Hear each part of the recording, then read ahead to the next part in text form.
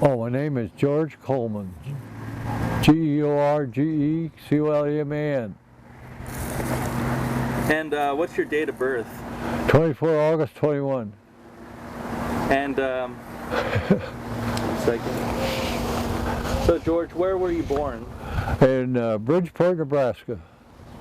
Did you grow up in Bridgeport? No, I grew up in southern Nebraska, Curtis, Nebraska to be exact. Curtis, Nebraska. Yeah, and then Alliance, Nebraska. My dad worked for the railroad. We moved around a little bit. Well, I had 3 brothers. My dad worked for the railroad.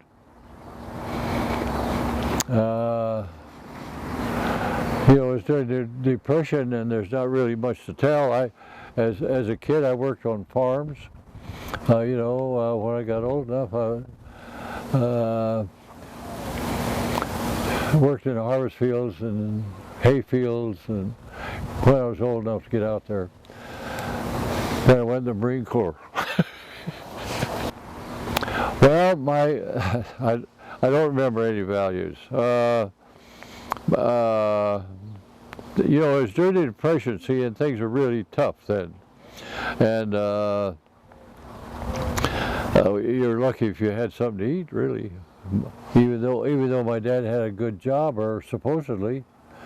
But it wasn't just us, it was the whole area, just about, you know. There's just a few people that had more than enough. It was a tough time. Yes. I wanted to go to sea. So I went down and I took the test to go to the Navy, and the guy said, well, in 6 months, we'll call you. I said, I want to go to sea now. He says, well, I said, where's the Merchant Marines? He says, well, why don't you go in the Marines? He says, I said, do they go to sea? He says, oh, sure. So I went over there, and they had this big sign for the Marines, you know. What? Guy was in on a ship or something. Anyway, I went and talked to this recruiting officer. Oh, I talked to the recruiting sergeant. I said, how long will it be before I can get in? He says, I think he said 9 days or 14 days, something like that. I said, let's go. So I enlisted in the Marine Corps. Was that in Omaha? Huh? That was in Nebraska? Yeah. The closest place to enlist was Denver, Colorado. That's where I went in from Denver. Why did you want to go out to sea? Well, I guess because living in the Middle West, most of the guys in the Middle West, I think, went in the Navy. You know, they just wanted to go to sea. Want to get away from the land, right? Have you seen the ocean before? No. You never saw it before? So you didn't know what the sea was like? No, I didn't, but I liked it. even the trips that I made, I enjoyed going up on deck, you know, at night and watching the flying fish keep up with you and stuff like that. Okay. So tell me, what was boot camp like for you? Oh, boot camp was tough. Oh, in those days, see, you're doing that close order drill with, you know, the squads right, squads left, all this stuff, and it was kind of difficult to learn. And then when you had some guy that was, you always lined up according to your height, you know, when you start out, and this guy ahead of you, he didn't know his right from his left and confused things. Anyway, that's what, that was a close order drill. And I think, well, by the time I got to the Philippines, they had changed it to this modern drill that they do now. And where did you go to boot camp? San Diego. San Diego. So let me ask you this: what was it like? You had just graduated boot camp. You got on your first ship, Yeah. the ocean, you went to sea. What were you thinking? Oh, what I was thinking? I was thinking I'm finally at sea. No, first I I first went to Hawaii, and I was stationed in Hawaii for a while, and that was a short trip, you know. I think it was 7 days then. And I went over there on an Army transport, which was, the chow was good. That made a difference, and they treated you good. Not like the Navy transports. But that's the whole, there was nothing unusual about riding the Army transport. I liked it. Did you, what was going through your mind? What were you thinking when you found out you were going to Shanghai? Well, see, first I went to the Philippines. Went from Hawaii. I was there about maybe 3 or 4 months, and I went to Hawaii, or to the Philippines, and I, because of my height, I think, I got picked for to be on the Admiral's orderly crew, right? There, you know, I forget how many guys on there, maybe 7, 8, and I spent my tour in the Philippines as an orderly for the Admiral, which wasn't bad duty. Oh, that was about it. It was just hot, miserable. Chow was lousy. When you were on the ship going to Shanghai, do you remember pulling into port? What that looked like? Well, see, what you do, you go up to Yangtze to Shanghai, and while we were in transit going up to Shanghai on the Yangtze, the Japanese Navy had a warship was coming down, and I thought, my God, this thing, yeah, these two ships can't pass in this river, right? But the Yangtze's a big river anyway. They had ruffles and flourishes, and everybody, you know, did their thing, and we finally got up to the wharf, and that was a big occasion. I never forget that. I was kind of nervous about that Japanese warship. We weren't really getting along with them too well, you know. What was Shanghai like back in the 30s? Well, I have a newspaper clipping that tells about the Marines getting into a fight at a nightclub. It says this Italian wanted to dance with this Marine's girlfriend, and she didn't want to dance with him, and he grabbed her and knocked her through the bass drum, and then the Marine grabbed the Italian and run his face up and down the piano keys for a while. And eventually, the next day, I'll never know, the next day these guys all had bandages on their head. I asked this guy, I said, what are you guys fighting with, table legs? And he says, as soon as that thing broke loose, they did. They broke the table legs and started bashing people's heads. But they killed Italian shore patrol officer in that deal. And Marines didn't do too well. I don't know whatever happened to the Marine's girlfriend. What were your thoughts about the city? Did you like Shanghai? Oh, well, Was it interesting? listen, it's the only time in my life I ever had enough money. You know, and in those days I was, today I feel I'm young. I think I was maybe 19 there when I went up there. And booze was cheap. And that was a bad sign, you know, and anyway, I had a good time in Shanghai, but I got an awful reputation. I got court-martialed several times and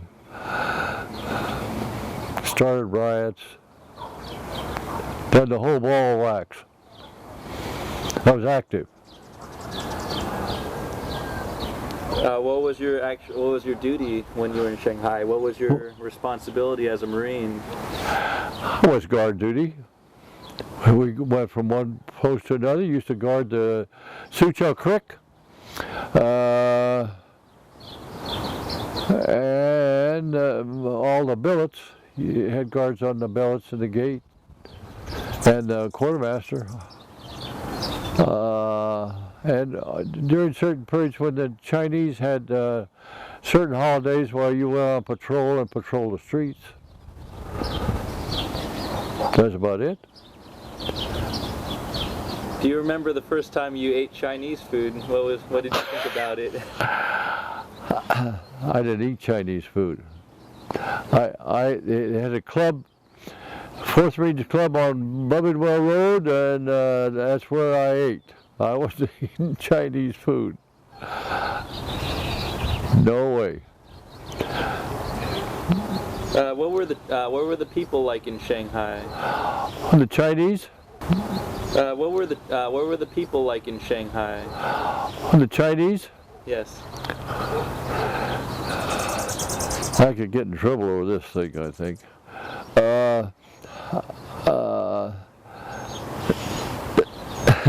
The Chinese are arrogant, and it took very little to excite them, you know, and consequently the Marines kind of rebelled against them, you know. I don't think I was the only guy that had a go around with them, but I got involved several, more than one riot. More than 2 riots. It was that area was bad. The Chinese were arrogant, and the Marines didn't back off. It sounds like there was a lot of tension between... Huh? It sounds like there was a lot of tension at the time. Well, you had a lot of different nationalities in there, you know. You had a big English regiment. You had Scottish Seaforth Highlanders were in there. The French had a regiment in there. The Italians had one. It was an international city, and there, you know, things could go either way, right? What did you miss the most from the United States when you were in China? What did you miss? I don't think I missed anything. There's too much to do. You know, if you wanted something to do, there's always something to do. You know, if you could always go to the races. You know, they had dog races, they had horse races. What else they do?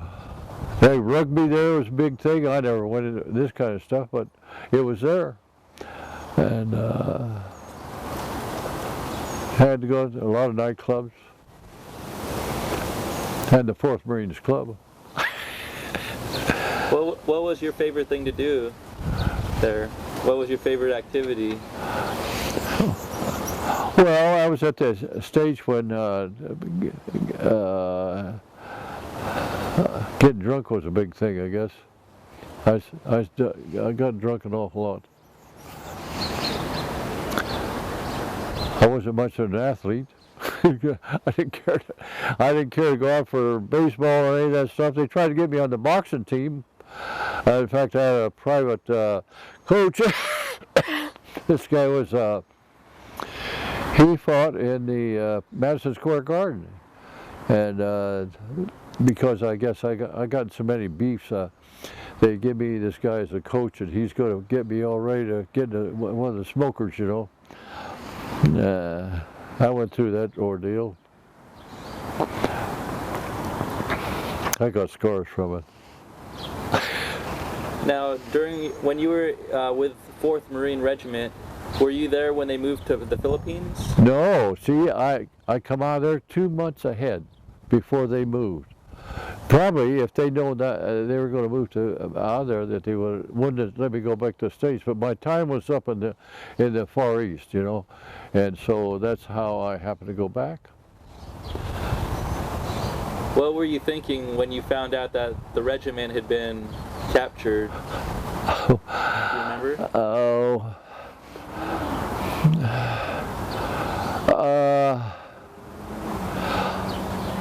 Yeah, I didn't really get the idea that they got captured. They just surrendered.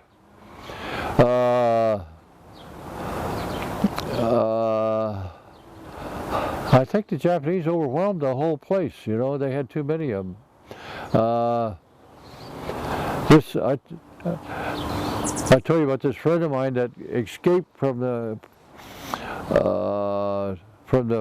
concentration camp, and he spent the whole war over there killing Japs. He told me, but he had a chance that the government was going to pull him out of there if he wanted to come home, and he didn't want to come home. He wanted to stay over there and kill Japanese. Get even, right? What was his name? James Carrington. He's from New Orleans. He was quite heavily decorated in the peacetime when they had their parades, you know, for armistice and stuff like that. He was kind of a big shot in the parade. They always took care of him, but he died. How did you meet Mr. Carrington? How did I meet him? Yes. We were in the same platoon, in the 4th. And you guys were buddies? Did you go out together? Oh yeah, we went out together some. Carrington had a love affair going with a Japanese girl, and at that time you couldn't go over to Hong Kiew, which is the Japanese sector, and it didn't make any difference to him. He went over to Hong Kiew, and I was going to tempt that deal. There's nothing dragging me over there, but we used to go over there to fire the range and stuff like that. What's your most memorable moment? What do you remember most about spending time with Mr. Carrington? Spending time with what? With Mr. Carrington. What's your most your best memory? Well, his we got a big brawl in the barracks there one day. He and I took on a whole bunch of them, you know. Anyway, that was an ordeal. This one guy had turban on, and I don't know what happened to Carrington. So how did your commander and the leadership, how did they deal with all those fights? Well, like me, they put me on the boxing team for a while.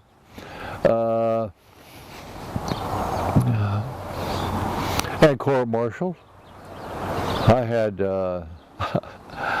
I think, 3 court-martials over there. Did you feel sad about that, or upset, or you just kept getting in trouble? Did I get excited about it? Just getting court-martialed. It sounds like a really bad time to get in trouble. Well,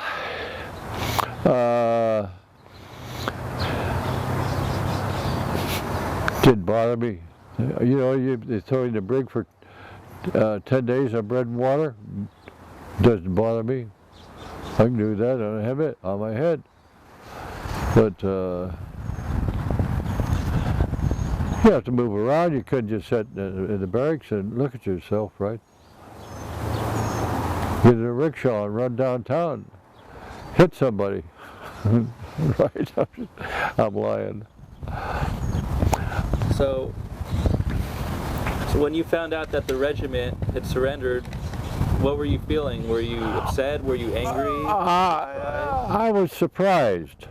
I really didn't think. I think it had been a Army decision. I think those. I would think that those people would have headed into the hills, got away from them. You know, because Carrington got away from them, and he broke out of a prisoner war camp.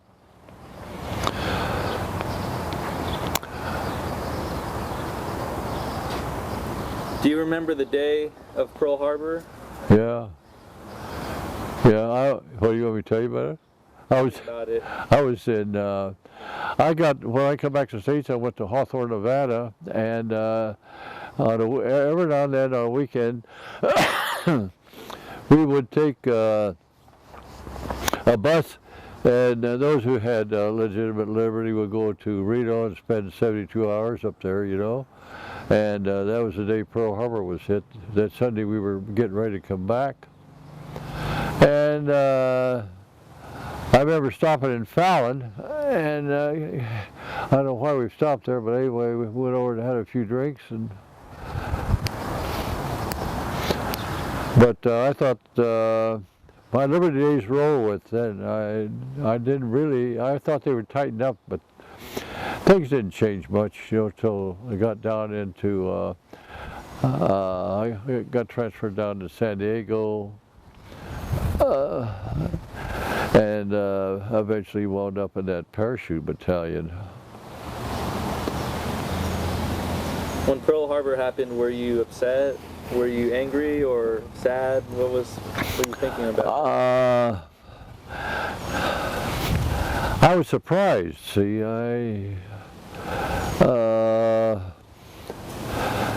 when you think you got the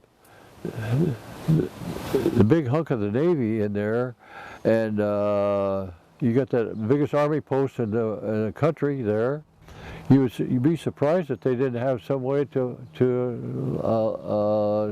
alert them, right?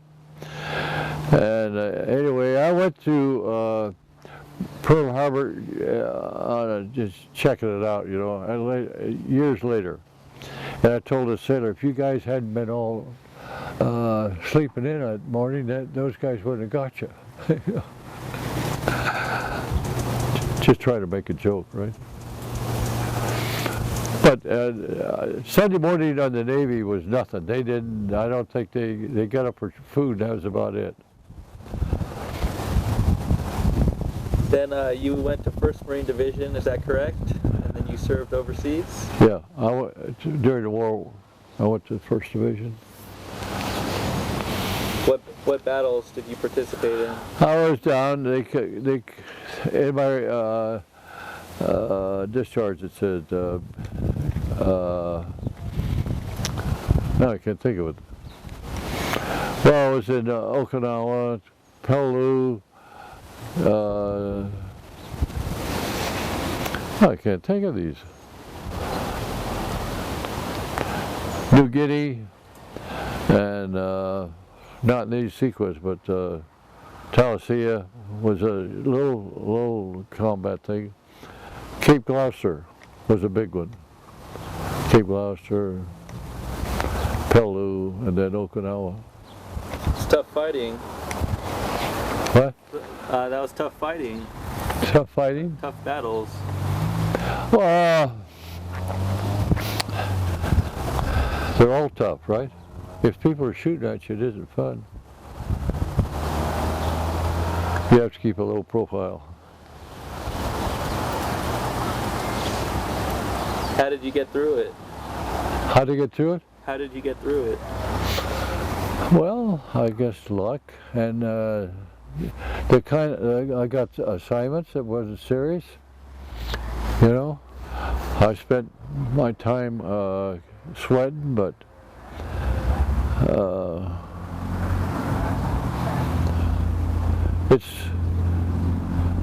I always figured there's a man upstairs that kept me from getting shot, right?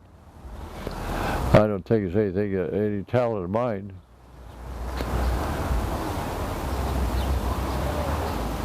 How about the other Marines? How did they feel? Yes. Oh, I had good friends.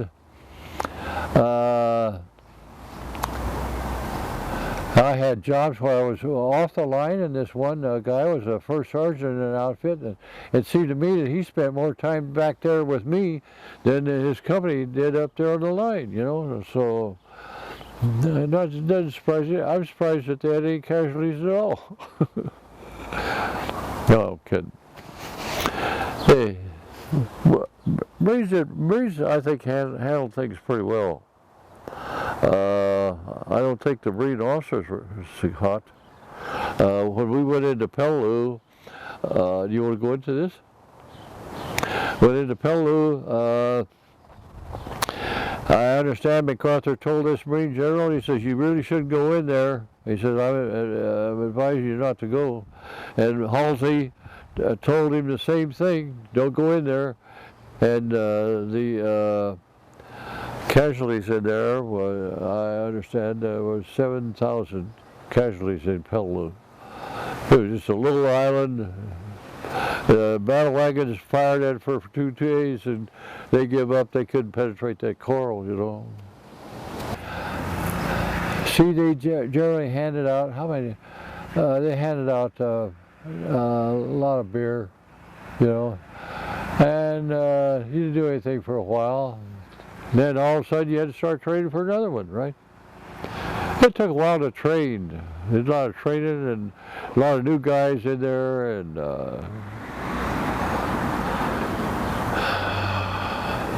you didn't have it too tough really, except for the heat, the mosquitoes, lousy chow. Do you remember the toughest training that you did? What was the toughest training that you remember? During the war? Yes. Wasn't that bad, but the toughest training I ever had was in that parachute stuff, you know. Did you ever hear about qualifying to be a jumper?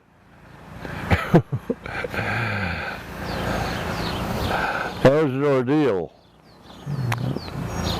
I'll tell you a little bit of it.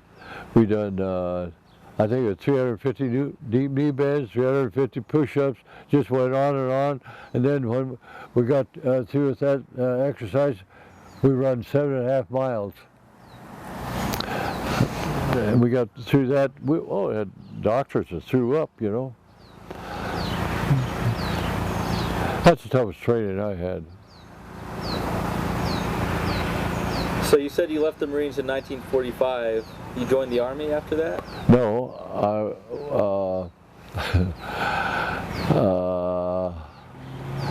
I went back to Denver and to get a job, and this guy, the union says that, well, we got two places you can go serve an apprenticeship. Go as a baker or a meat cutter. And well, I figured, well, a baker, he works nights, and I'm a night. I'll go to the meat cut. Work days, right? So I worked a while as a meat cutter. Then I went to transfer down to Reno, Nevada. Cut meat down there for a while, and I used to go by this firehouse. And these guys are all veterans in there. And they kept badgering me about what a easy life they had, and I thought, hell, I'll go in there and get a shot of that. So I spent a couple years on the fire department, and then I think then I went in the Army. How many years did you do in the Army? I got my 20, and I had over 20 years. I was in Japan in the Army. I was working in the commissary up there in run the meat market for 3 years, and then when I come back,